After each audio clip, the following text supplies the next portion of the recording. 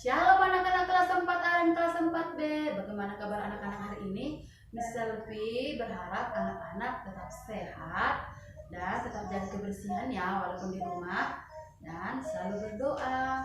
Dan jangan lupa juga ya berkatakan Mazmur 91. Baiklah anak-anak, hari ini kita belajar tentang pengolahan data. Tapi sebelum Miss Selvi masuk ke materi pengolahan data, anak-anak harus tahu apa sih makna dari pembelajaran kita hari ini.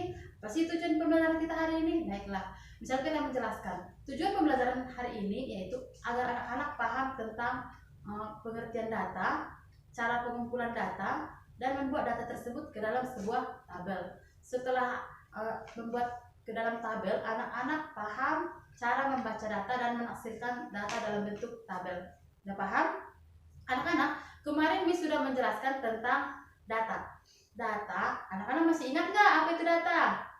Oke, data adalah catatan informasi penting yang diambil berdasarkan fakta. Jadi data itu harus benar-benar terjadi.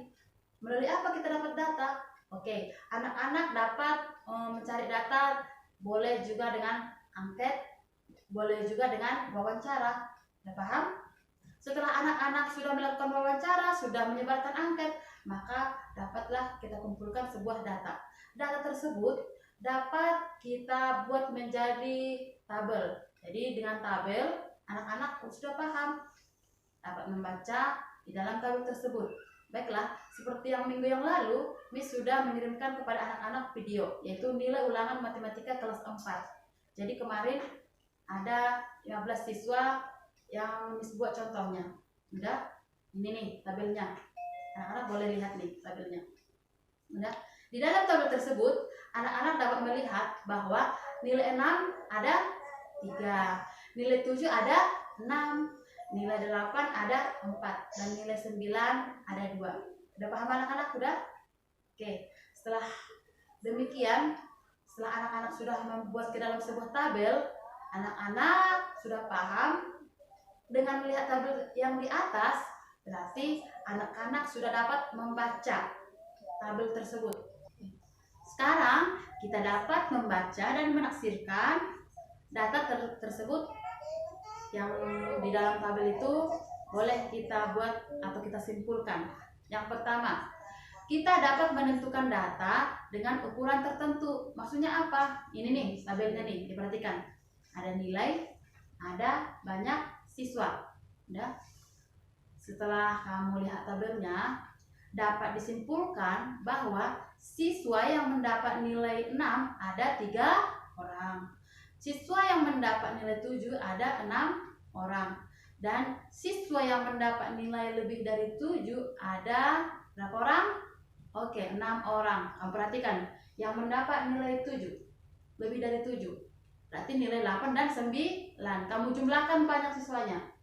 Yang 8 ada 4 dan yang 9 ada 2 orang. Makanya siswa yang mendapat nilai lebih dari 7 ada 6 orang. Oke, udah paham anak-anak?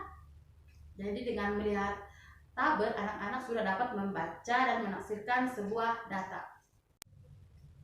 Oke, anak-anak tadi kita sudah belajar membaca dan menafsirkan data. Sekarang anak-anak juga dapat menentukan data terbesar dan data terkecil. Udah paham anak-anak? Dengan melihat tabel tadi, anak-anak dapat menentukan siapa sih nilai terendah. Oke, nilai terendah yang diperoleh siswa adalah nilai 6. Nilai tertinggi yang diperoleh siswa adalah nilai 9. Oke, anak-anak pintar deh. Nilai yang paling banyak diperoleh siswa adalah nilai 7. Karena ada berapa siswa yang mendapat? Ada 6 siswa. Sedangkan nilai yang paling sedikit itu diperoleh siswa adalah nilai 9. Karena hanya 2 orang. Udah paham? Oke.